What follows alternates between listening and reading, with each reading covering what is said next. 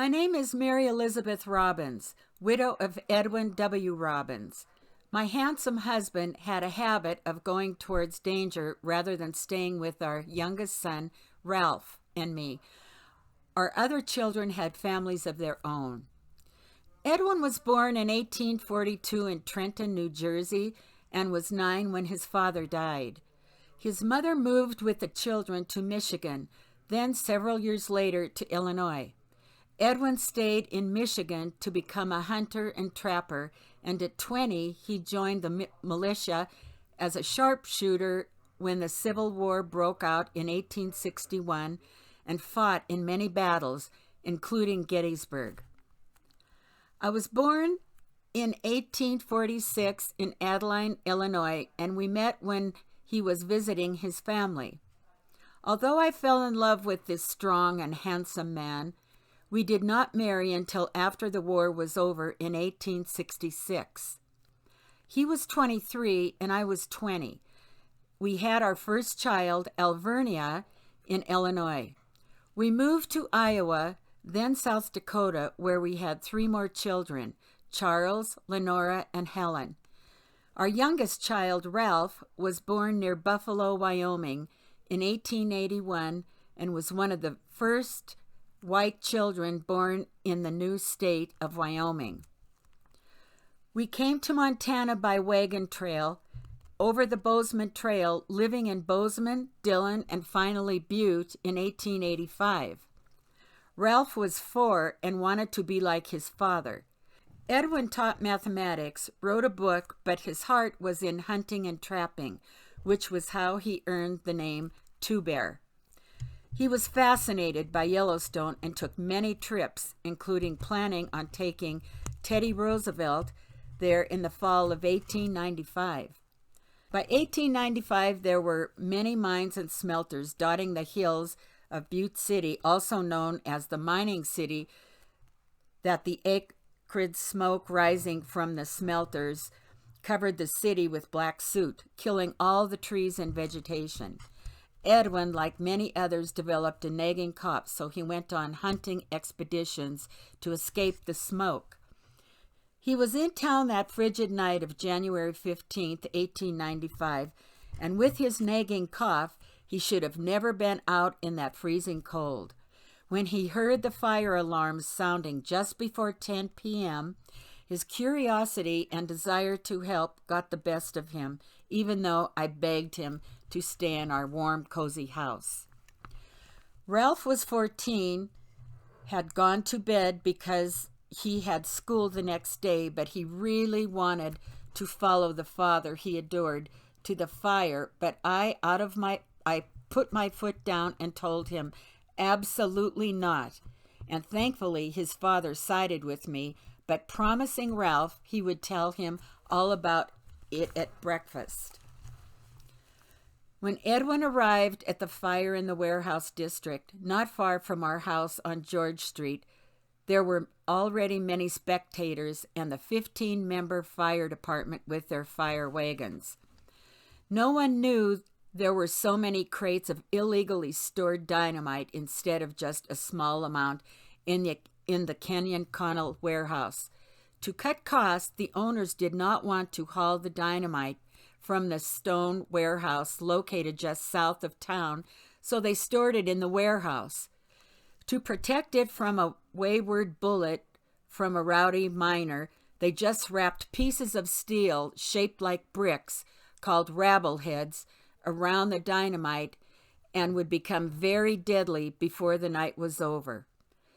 After the explosion, the rabble heads flew through the sky, striking and killing not only the bystanders and firemen, but also victims who were in their houses. After the Kenyon Connell warehouse explosion, my husband rushed in to help, but the Butte hardware warehouse caught fire and there was even more dynamite stored there, causing a second explosion which killed him and others who had rushed in to assist. I heard the great explosions and felt the never-ending ground shaking. That made my blood run cold and the windows of the house rattle and break from the concussion. I did not know then that these explosions would take my husband away from me and my children's father, away from them too. My son and I were very frightened by all the sounds and the huge flames and huddled together and waited for my husband to come home, but he didn't come home. The next day, we heard of the death of my beloved Edwin. We were crushed by this horrendous news. How do I tell the rest of my children that their father was never coming home again? How do we live without him? We were used to him being gone for weeks or months on end while he was on his hunting expeditions, but as of tonight, we will never feel his loving arms wrapped around us in hugs ever again. The next day, Ralph wanted to see the ruins of the warehouse district where the debris covered the space where the warehouses used to stand and where his father and other spectators, as well as 13 members of the fire department, lost their lives, but I forbade him to do so. I told him he would never, ever again be permitted to go to observe another fire because I can't bear to lose a child to an explosion like the one that took my husband.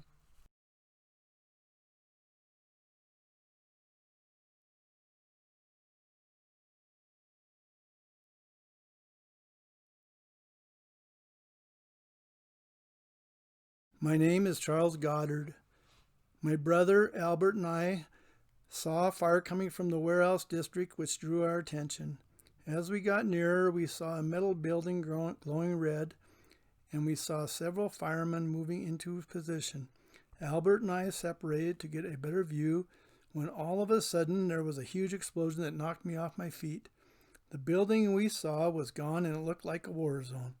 I couldn't see my brother or any of the firemen we were watching. There were bodies everywhere.